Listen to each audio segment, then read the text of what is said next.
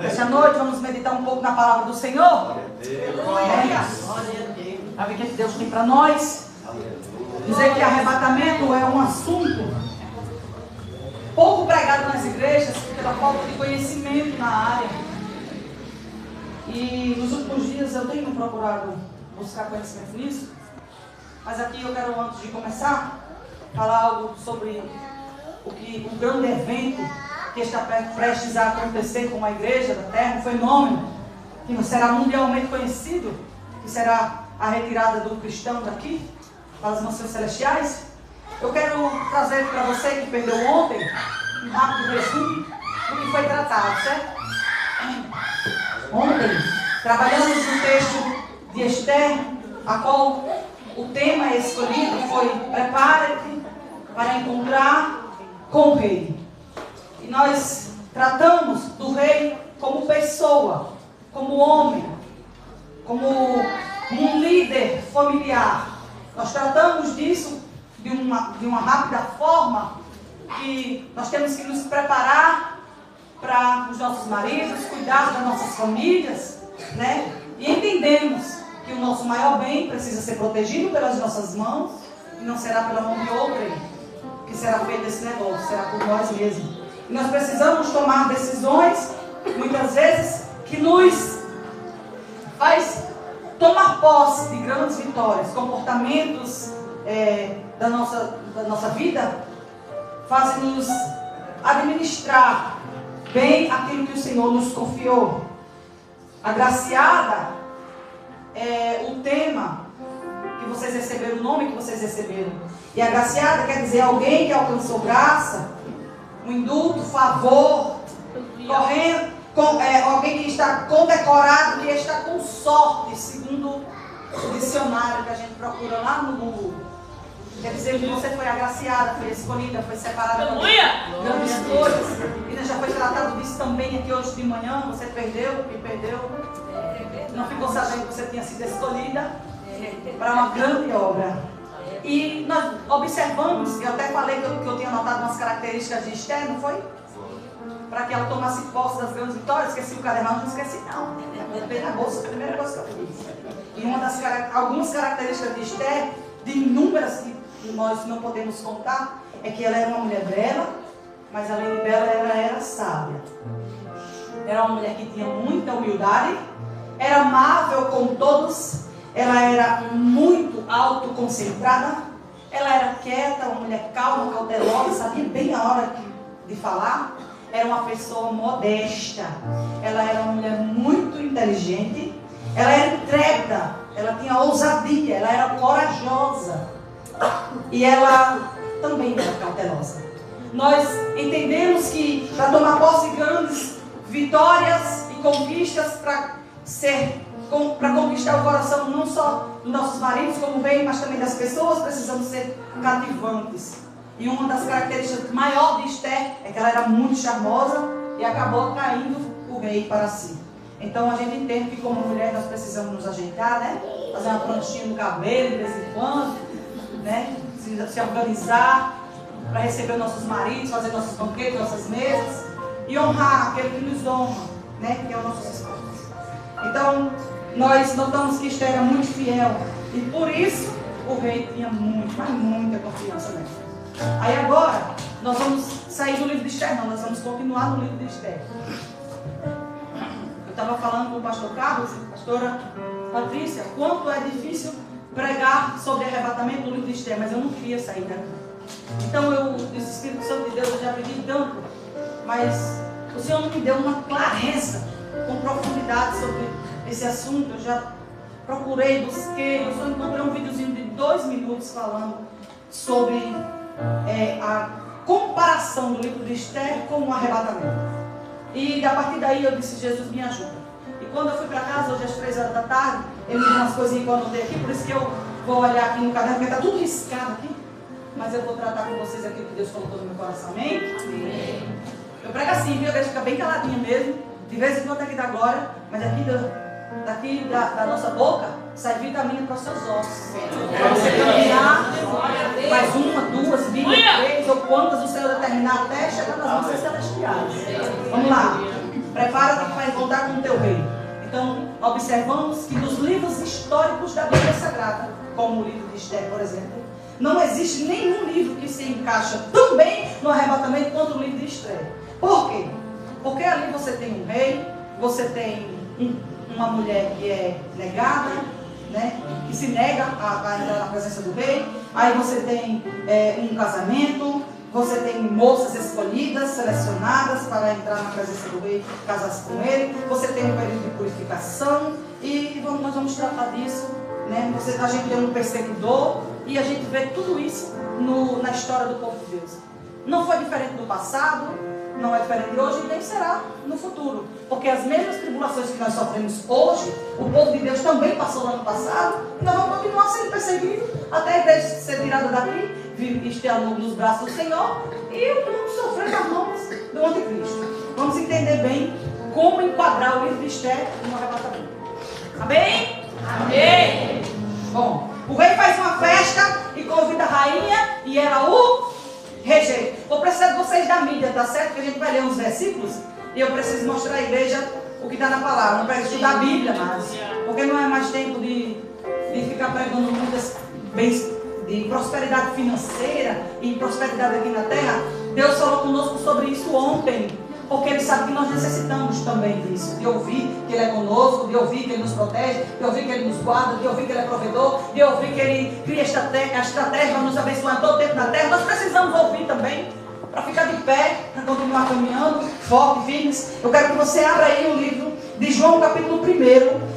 Você não, a mídia, viu? Para você não perder a atenção do texto. Eu quero que a mídia coloque aí no telão, João, capítulo 1, versículo 11 ao 13, certo?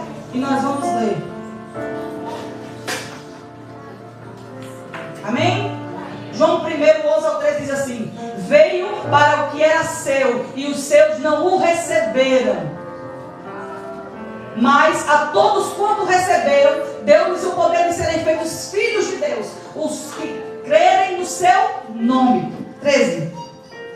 Os quais não nasceram do sangue, nem da vontade da carne, nem da vontade do homem, mas da vontade de Deus.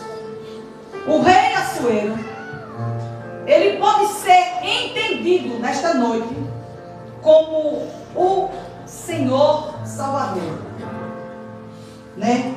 O rei faz uma festa, manda chamar a sua esposa, a sua noiva, e conjecturando, e ela se nega. Quando ela se nega, ela passa a ser interpretada como o povo de Israel. Jesus, ele não veio para salvar a todos, ele veio para salvar Israel.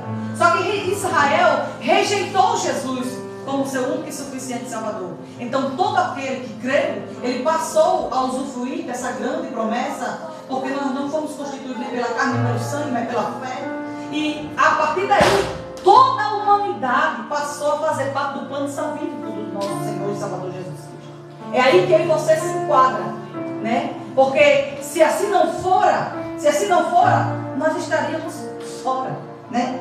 Nós vimos aí em Mateus capítulo 23, 17, Jesus conversando com o povo de Jerusalém. E ele dizia: Jerusalém, Jerusalém, que apedrejam os seus profetas e matam aqueles que a ti são enviados. Quantas vezes eu quis acobertar vocês como uma galinha debaixo de suas asas, como uma galinha coberta os seus pintinhos, mas vocês não quiseram. E assim aconteceu. Jesus foi rejeitado por aquele povo. E aqui em Mateus capítulo 22, do 1 ao 14, você encontra a parábola do casamento. Jesus, conversando com o povo, ele contou uma parábola que falava sobre o casamento.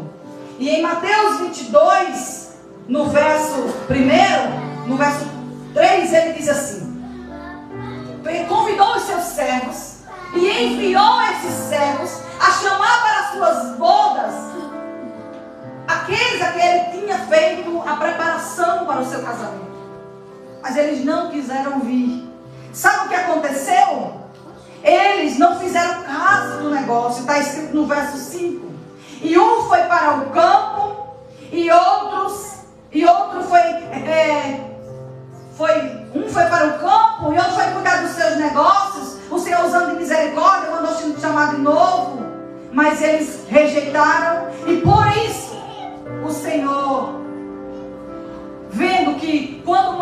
os seus servos irem atrás do povo e foram brutalmente assassinados, ele com ira disse: matar esse povo e agora vamos chamar outras pessoas para fazer parte dessa grande festa.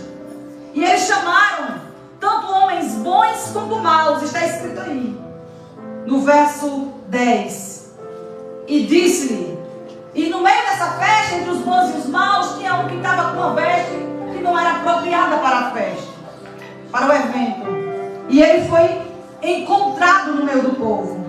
E ele disse: amigo, como entraste aqui não tendo veste nupcial? Ele emudeceu e disse o rei aos seus servos: amarrai-o de pés e mãos, e levai-o e lançai-o nas trevas exteriores, e haverá ali pranto e ranger de dente, porque muitos são chamados, mas poucos são os escolhidos.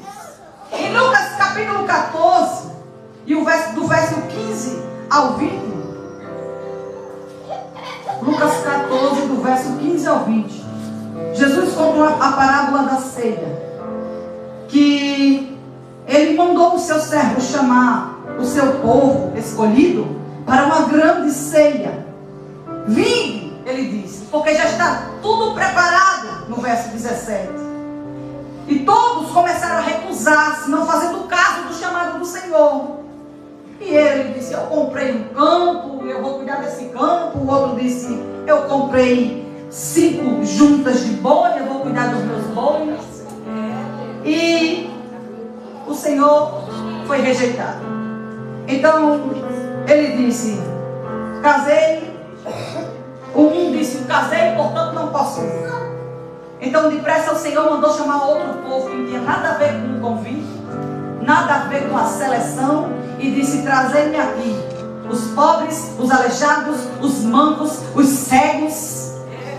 E disse o Senhor, ele disse assim: faz com que haja gente na minha festa, porque sozinho eu não vou ficar. E disse o Senhor: já está feito. Disse o Senhor, seu Senhor, o servo ao seu Senhor: já está feito como mandaste, mas ainda há lugar.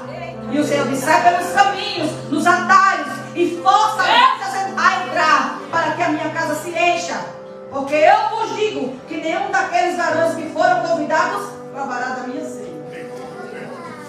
Então, o Senhor, ele falou do reino dos céus, comparando a uma festa de casamento, que os convidados foram convidados, mas não fizeram caso do convite, e rejeitaram a participar da grande festa. Do mesmo jeito, o Senhor fala aqui em Lucas sobre a ceia, que o Senhor tinha preparado uma ceia para os seus convidados, eles rejeitaram, e ele disse: vai chamar agora outro povo, agora sem ninguém para ficar aqui no final. E eles acharam o povo, e depois que acharam o povo, ele disse: achamos o povo, mas ainda há espaço. Ele disse: pois bem, saia pelo meio das ruas, da viela, dos becos, e traga e faça com que a minha casa fique cheia. Convença-os aí.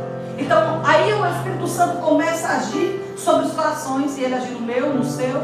E hoje estamos aqui numa grande e numerosa população que confia nessa promessa e havemos de tomar posse. Amém? Amém? Então, nesse contexto que o rei faz a festa, mas Vasti não quer comparecer, nós temos o rei como Jesus e temos Vasti como Israel, que rejeita o chamado do Senhor, portanto perde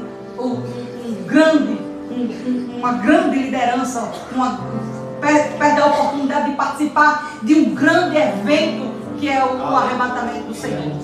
E nós vemos que quando isso acontece, surge o momento de convidar algumas moças para serem purificadas por ergar a nuca do rei, né? Então você vê Mateus capítulo 20. Coloca aí, minha querida, Mateus capítulo 20. Onde o Senhor diz que vai estar conosco. Mateus capítulo 20 diz assim: porque o reino do céu é semelhante ao homem. Mateus capítulo 28 e 20. Deus tremendo, aleluia, aleluia. Santo é o teu nome. E diz assim: ensinando-os a guardar todas as coisas que eu vos tenho mandado, eis que eu estou convosco todos os dias até a consumação dos séculos. Aqui o Senhor, Ele relata que estará conosco todos os dias e que nunca estaremos sós. Mas quando Jesus, nos últimos dias que Ele esteve aqui, Jesus morreu, ressuscitou, passou 40 dias dando orientações aos discípulos. E nessas orientações que Ele deu aos discípulos, Ele disse como agir, como proceder, o que fazer, onde estar, a esperar a descida do Espírito Santo para começar a atuar. Mas antes de Ele subir, Ele disse que estaria conosco. Mas Ele disse assim: eu vou para o Pai, mas eu não vos deixareis órfãos. Eu vou, mas eu vou mandar para vocês o Consolador. É Ele quem estará convosco, que nos ajudará nas suas aflições. É Ele quem estará convosco e vai interceder por vós quando você não souber falar. É Ele quem vai colocar as palavras certas na sua boca quando você não souber falar. É Ele. Então Ele disse: eu vou para o Pai, mas eu deixo o Consolador. Se eu não for, Ele não vem. E Ele mandou o Espírito Santo Consolador, que está em João capítulo 14, versículo 15 e 20. Coloca aí, João capítulo 14, do 15 ao 20. Para nós lermos a igreja. Quem é o Espírito Santo? Oh, Deus! Acho lindo Jesus, porque Ele dá a palavra e antes da gente entregar a igreja, o Espírito Santo já foi adorado nessa noite. João capítulo 14, versículo 15 diz assim: se me amais, guardareis os meus mandamentos. 16. Eu rogarei ao Pai, e Ele vos dará outro Consolador, para que fique convosco para sempre. O Espírito da verdade, que o mundo não pode receber, porque não o vê nem o conhece, mas vós o conheceis, porque habita convosco e está em vós. Não vos deixareis órfãos, mas voltarei para vós, disse o Senhor. Ainda um poucozinho, e o mundo não me verá mais, mas vós me vereis, porque eu vivo em vós, vivereis. Em vós vivereis. Naquele dia conhecereis que estou em meu Pai, e meu Pai está em mim, e eu estarei em vós. Glória a Deus!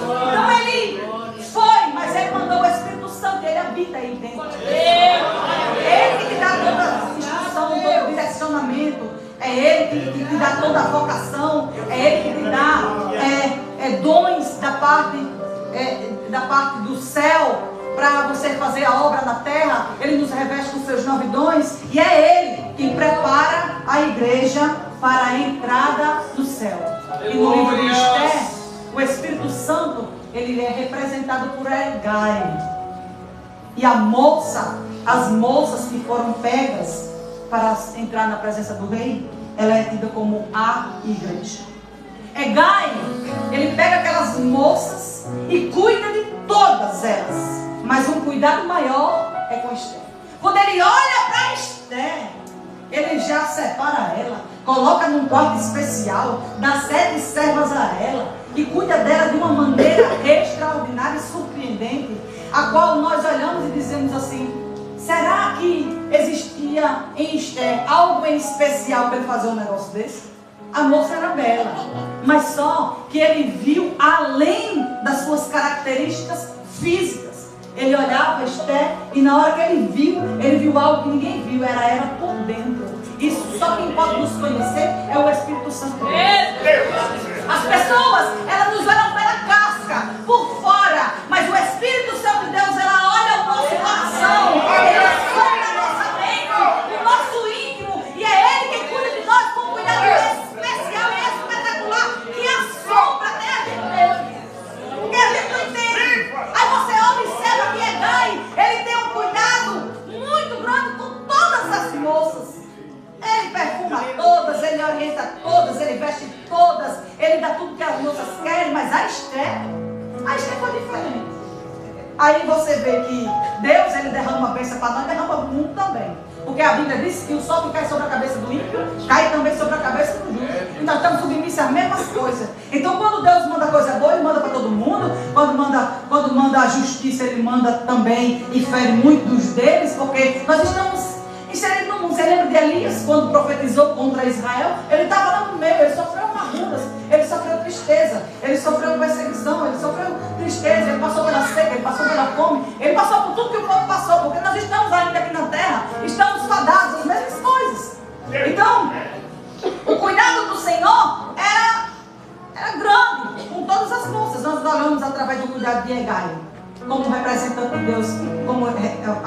para você na comparativa do Espírito Santo. Que Deus derrama bênção e dá providência também para o mundo.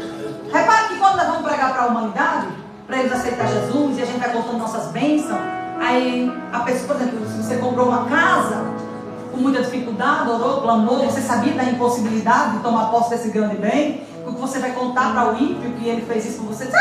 Não precisa ser crente para Deus fazer isso para mim, não. Ele deu uma casa bem. E fica tudo por isso mesmo. E você não consegue convencer.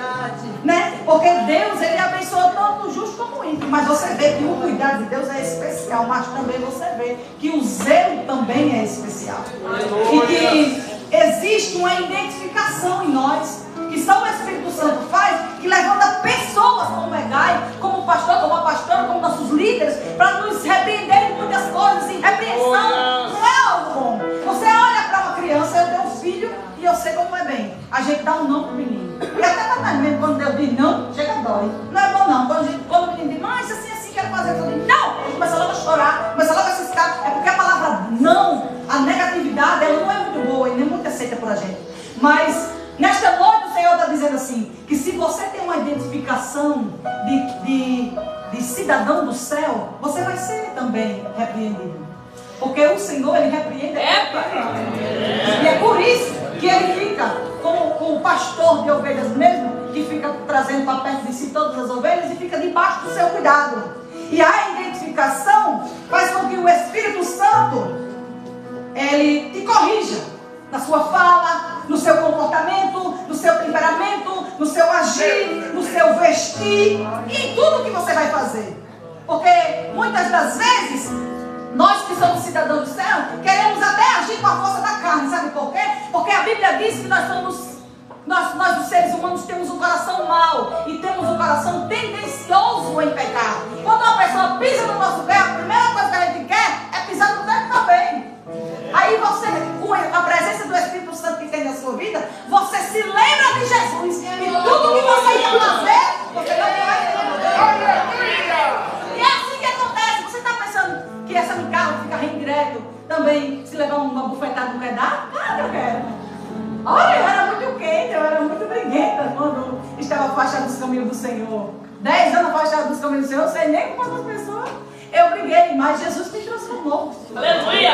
Tem gente que diz, eu sou crente, mas meu braço não é. Você é crente, meu braço é também, porque senão não entra não. Você vai entrar lá no céu sem os braços. Eu sou crente, mas minha boca veio também não é. Você é crente, lavado, remido, transformado. Sua boca também é crente. E crente não diz a coisa boa. E uma coisa que eu tenho para dizer para vocês sobre a profecia, já pegando um gancho aqui, já que eu puxei, é que tem muitas mães que não, e pais também que não estão tendo cuidado de liberar sobre a vida dos seus filhos palavras de bênção. Nós somos profetas de Deus na terra. E se somos profetas de Deus na terra, nós temos que liberar palavras que abençoam a o menino está dando trabalho, aí você diz assim, ah meu Deus, quando a hora esse menino me dá trabalho, não vai dar para nada. Não vai dar para nada mesmo não. Quando meu filho era pequeno, que ele vinha para a igreja, hoje não, meu filho é uma bênção de verdade. É um orgulho que eu tenho de falar de José. Mas quando ele era pequeno, ele vinha com a camisa branca e chegava em casa com ela preta. Ele ia com a calça preta e chegava em casa com ela branca.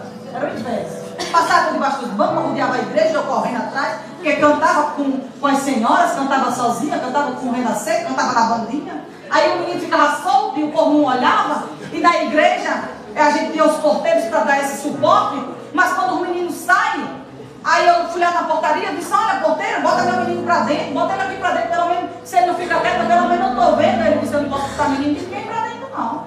Porque a mãe fica com raiva, mas eu disse, mas eu estou falando do meu. Eu não estou falando da mãe do menino dos outros, estou falando do meu. Quando o meu chegar aqui, coloca ele para dentro, porque aqui ele está sendo forçado a ouvir a palavra. E uma hora ou outra essa palavra vai entrar, vai criar raiz profunda, ele vai ser transformado, vai lá fora, ele não escuta nada. Ele não escuta nada. Aí, daí você preste atenção que o porteiro disse, se botar o menino para dentro, a mãe fica com raiva. Então, muitas das coisas que os porteiros têm atividade de fazer, eles não fazem porque muita gente fica chateada.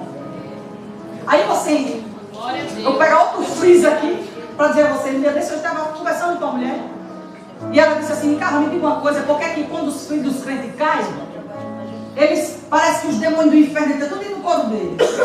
Porque ele fica mais rico que aquele menino que nunca foi crente. E eu disse, meu Deus, o que eu vou dizer para essa mulher? não deu resposta não. Aí Jesus deu aquele estalo, eu disse, olha, sabe o que é? É que os crentes estão interpretando mal a palavra do Senhor. Instrui o menino no caminho em que deve andar. Está entendendo como leva seu filho para a igreja. Não tem nada a ver uma coisa com a outra. Instruir no caminho quer dizer instruir na verdade, instruir na palavra. Instruir a verdade. Levamos para a igreja e deixamos o menino correr por fora, ele fica sem atenção e graças a Deus que aqui tem uma salinha. Eu não estou vendo nem menino aqui, mas tem igreja que não tem. E nós perdemos os nossos filhos. Pregamos para o mundo inteiro. Quantos pastores não tem hoje na sociedade que perderam seu filho para o suicídio? Quantos pastores, líderes de igreja que perderam seus filhos para as drogas? Quantas pessoas estão perdendo? Porque nós pregamos para muita gente, esquecendo de pregar para quem está perto.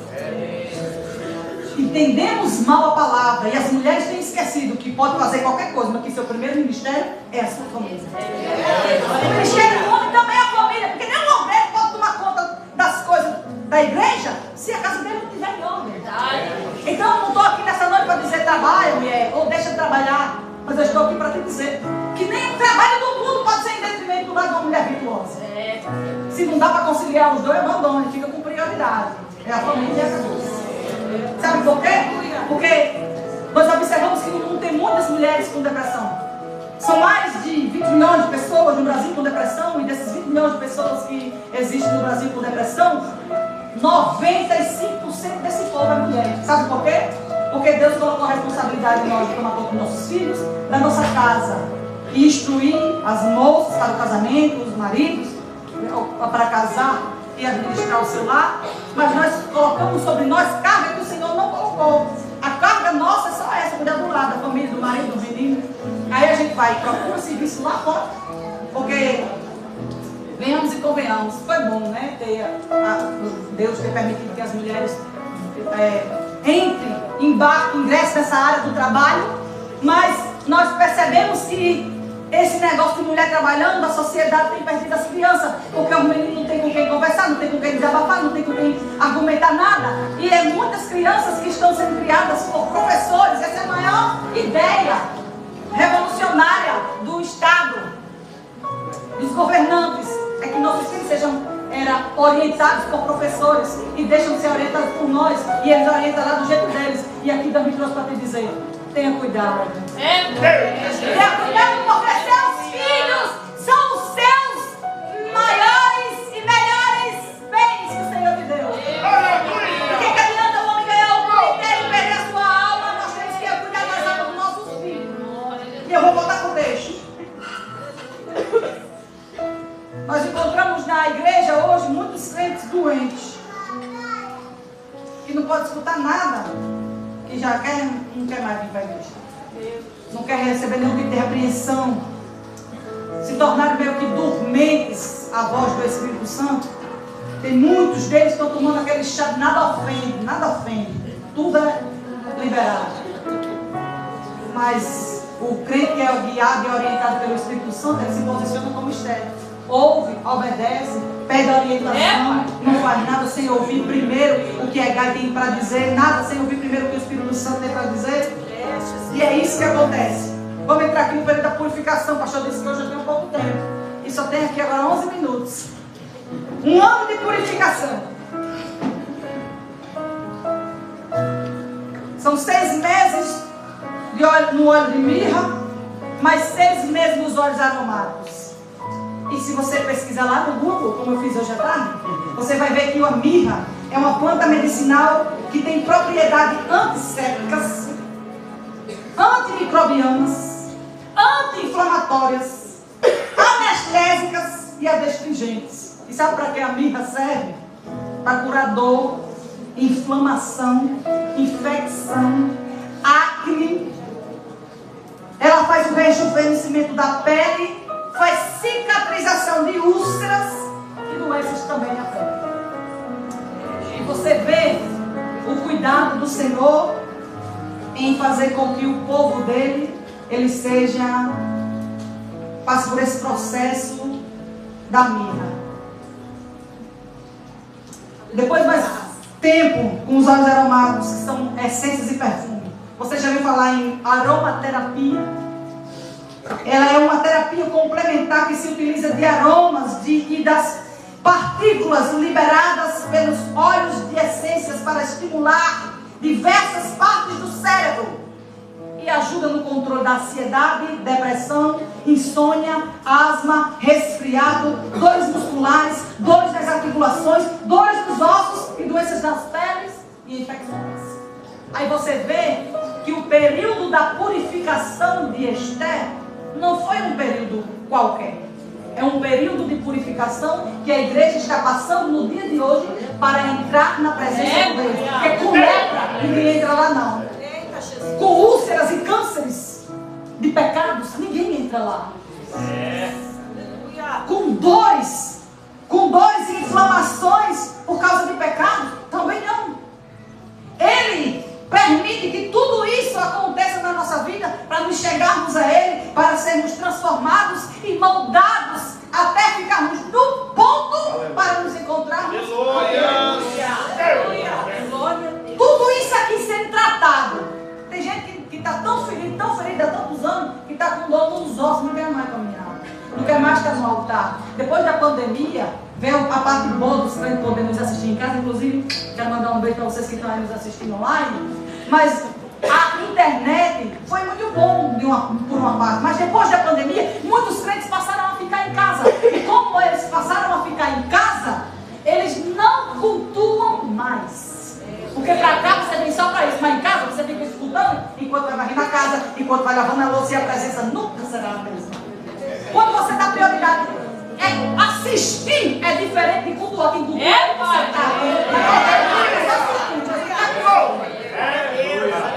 É assim que acontece, tem sua vantagem, tem sua desvantagem.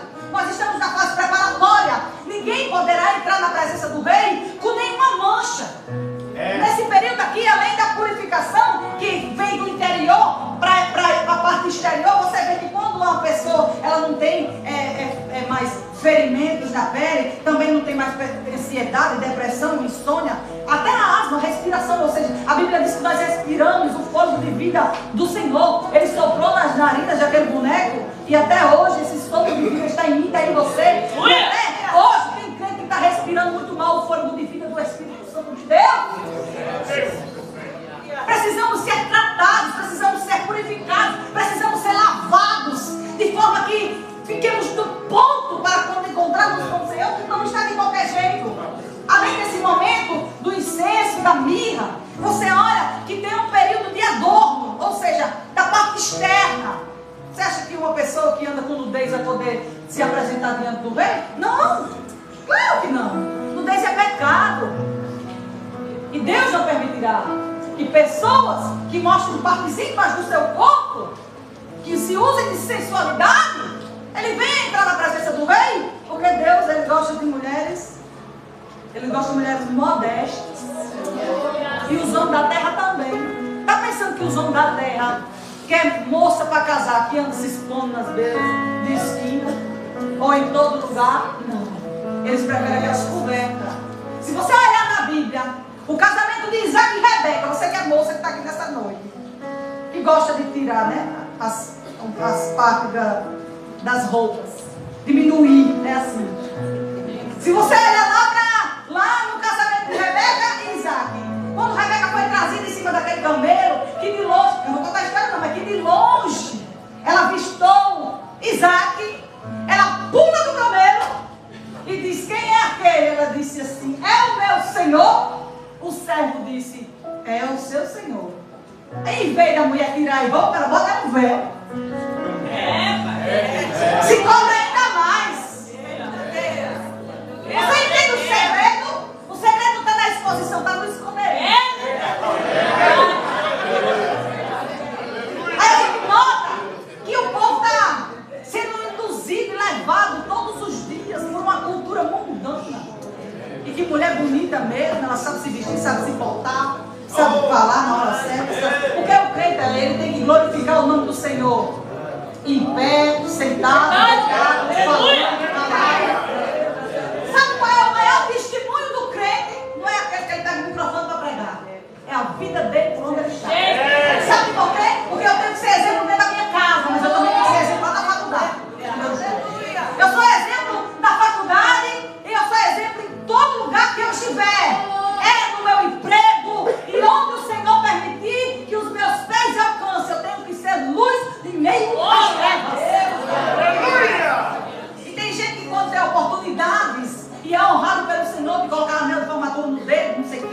mostrar a glória de Deus naquele ambiente, para que o Senhor seja glorificado ali, é ali que despenga tudo. E você não vê mais crente de jeito nenhum.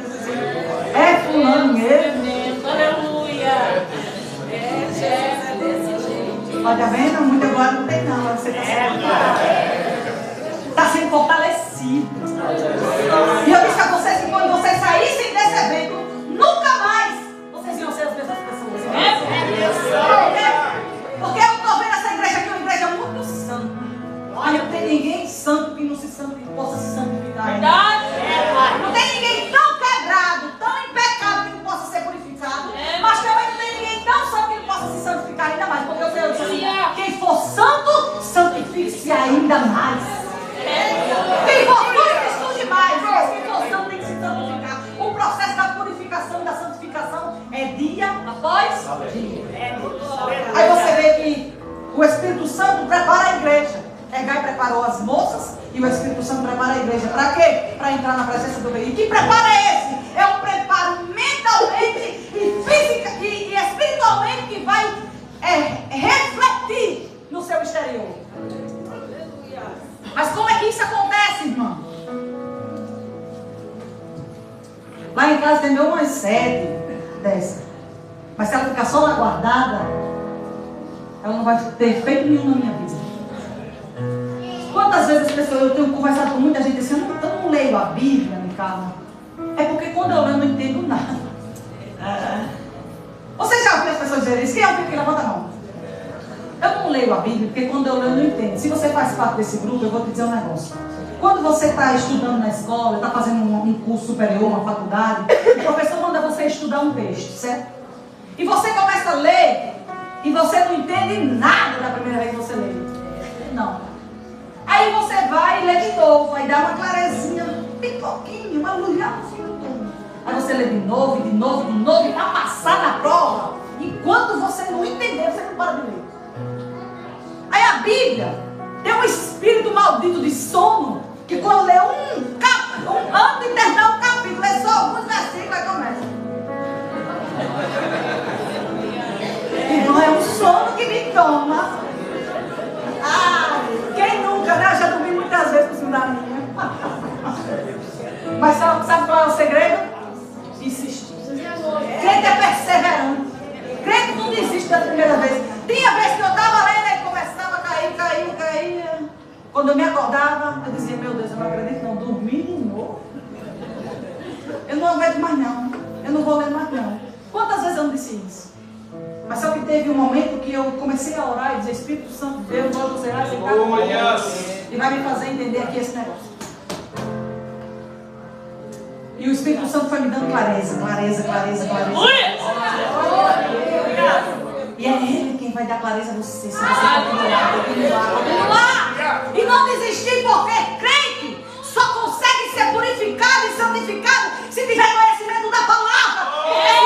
Ele fica feito borboleta, fica de uma igreja para outra e não para em canto nenhum, porque fulano prega um negócio, ele corre para lá, o outro prega também. Inclusive, está cheio de pessoas aí na internet fazendo vidinho de 1 minuto para dizer para você que você vai ficar na grande tribulação e você está morrendo de medo, porque não está procurando estudar de fato como as coisas acontecerão. Olha, Gai, ele prepara, mas ele prepara todos, mas só uma é escolhida. Quem é a escolhida do Senhor? É a Assembleia de Deus? É batista? É presbiteriana? Não, porque a salvação não está na placa que está aí na frente. Aqui é a Assembleia de Deus.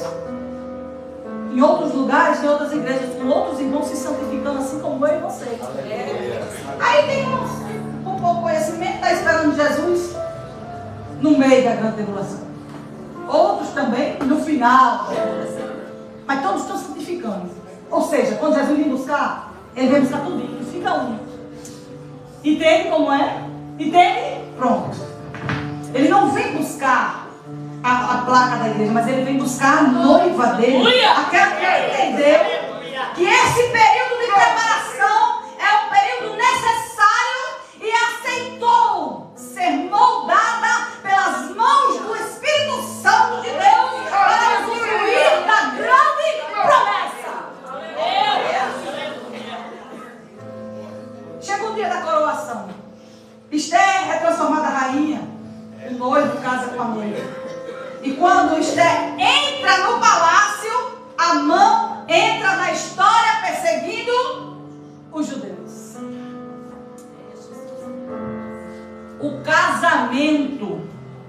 eu até anotei aqui, o casamento é as bodas do Cordeiro. Quando a igreja entrar no regaço do Senhor, o anticristo é erguido sobre a terra e o Israel começa a ser perseguido. Porque Amã, no livro de Esther, ele representa o anticristo. E o palácio representa as mansões celestiais onde nós vai. Entendeu? 1 Tessalonicenses, capítulo 5, e o verso 9. Diz assim: porque Deus não nos escolheu para derramar a sua ira sobre nós. A ira do Senhor está guardada para ser derramada sobre a terra, mas ela não será lançada sobre a igreja. E aqui eu vou trazer um resumo completo do livro, que é a ideia que eu quis passar para vocês hoje, para vocês nunca mais esquecerem. Quem quiser, quem estiver esquecendo, tem um vídeo aí salvo na internet para você ficar remoendo. O rei Assuero chama a rainha, ela rejeita. O rei Jesus chama Israel, Israel rejeita. O rei Assuero adorna as moças através do eunuco Hegai. O Espírito Santo, Jesus, adorna a igreja através do Espírito Santo de Deus. O rei Assuero casa no 7º ano. E Jesus casa também no 7º ano conosco. Um dia, a Bíblia diz, para Deus é como 1000, e 1000 anos é como um. Aí a palavra do Senhor diz que em 6 dias o homem trabalha, mas no 7º mês. Deixa eu te fazer uma analogia aqui para você. De Adão até o dilúvio foi embora 2000 anos.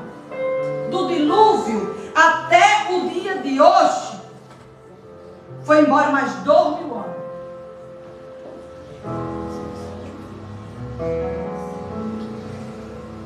De Adão até o dilúvio foi embora 2000 anos.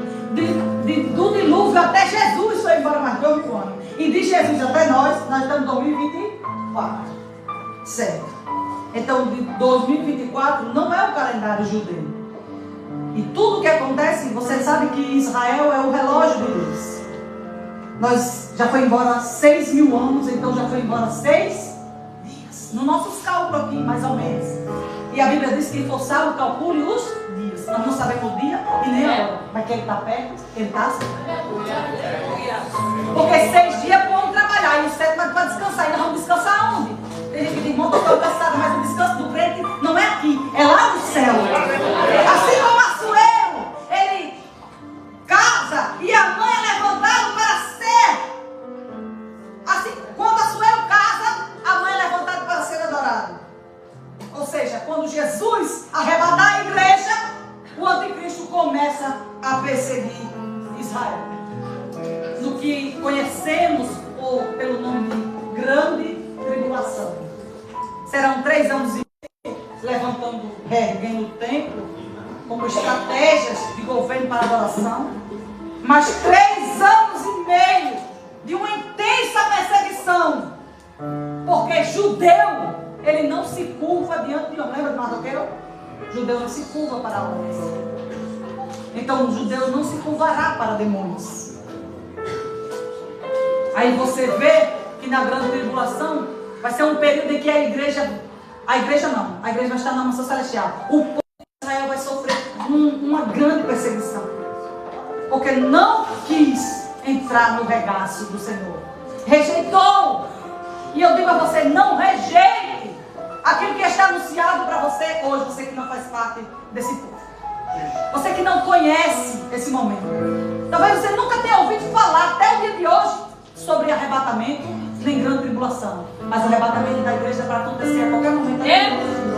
E quando a igreja for tirada daqui, serão 7 taças da ira de Deus derramadas sobre a terra.